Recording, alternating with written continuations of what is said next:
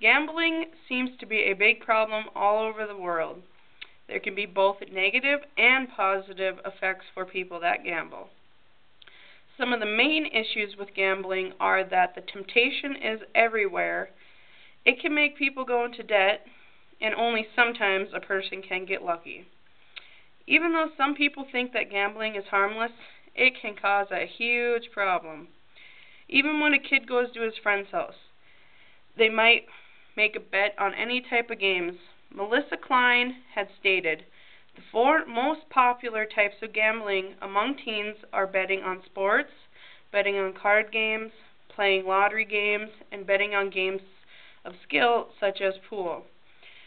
She had this article in the Current Health magazine, which is trying to tell the negative effects of gambling.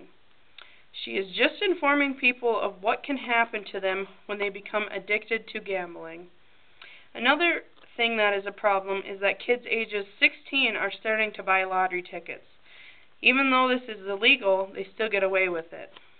This just gives them a head start on what can become a nightmare. In the same article, it speaks about how people need to know when enough is enough. One kid spent his $4,000, which was supposed to be his emergency money, on games online. He'd gotten so addicted to these games because he thought he could get more money. These are the issues that can lead people into stressful debt. This graph right here shows the billions of dollars in revenue produced annually by online gambling from the year 2000 to 2009. As you can see, the increase has been dramatic in this span of just 8 years here.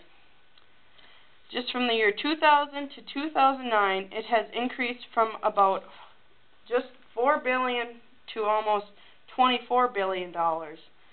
This is an increase of about 600% in just these few years. I'm sure in the future years it will only continue to increase more. Online gambling is really catching on and is very addictive. Most people tend to get their lottery tickets at a convenience store. Say if a person was to buy a lottery ticket almost every day, only costing about $1 or so every time, that would cost roughly about $400 monthly. This is the reason people don't have enough money, because they have a gambling problem. When people gamble, it gives them an adrenaline rush, which makes them want to keep doing it. Melissa Klein also explained, among gamblers who called a helpline run by the Council on Compulsive Gambling of New Jersey in 2004, the average debt was $40,991, which was a record high. This is a skyscraping number that shows people how bad this addiction can get. Most people that are betting are doing it on sports, a dice game called CeeLo, or poker games. It is actually illegal to bet on sports games in the United States, but people still do it. From the year 2000, the rate of debt from gambling is going up about 6%. Gambling is a very unhealthy thing to do for a person to do, but sometimes they can get lucky. In North Dakota, the percentage of gambling in casinos has steadily rose over the past few years. This graph shows the percentage of people gambling in the casinos that have gambled before, which is represented by the red bars on the graph here. And the percentage that have gambled within the past year is represented by the purple bars on the graph. It is actually really high percentages, with the lowest being about 62% for people gambling in the last years, and about 82% of people gambling in their lifetime.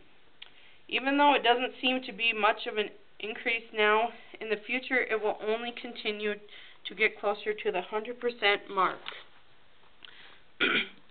Some people are just plain lucky and can win these big lump sums of the lottery. Lucky is only a state of the mind, though.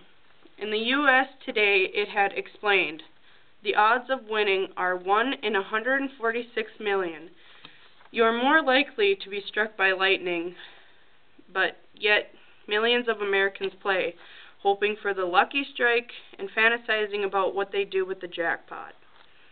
Even if the odds are large, people never quit gambling because they think they will be the next lucky winner, when in reality, this chance is far from happening. Studies have showed that people who are happy with their life are more likely to be lucky. Richard Wiseman had said, "Lucky people are far more satisfied with all areas of their life than unlucky or neutral people." This is just one of the tests he has done. He has also done many more of these tests or experiments. Another one is that he found that lucky people were only half as anxious as unlucky people when it came to doing some activity. Also, I found in this article that lucky people travel more, read a lot, and are open to new and exciting opportunities.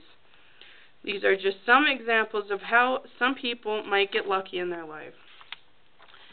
When it comes to people getting lucky, putting people in debt, and is tempting to everyone almost anywhere, gambling wins that bet. These are mainly the issues when dealing with people's problems in gambling. Gambling is both negative and positive for some.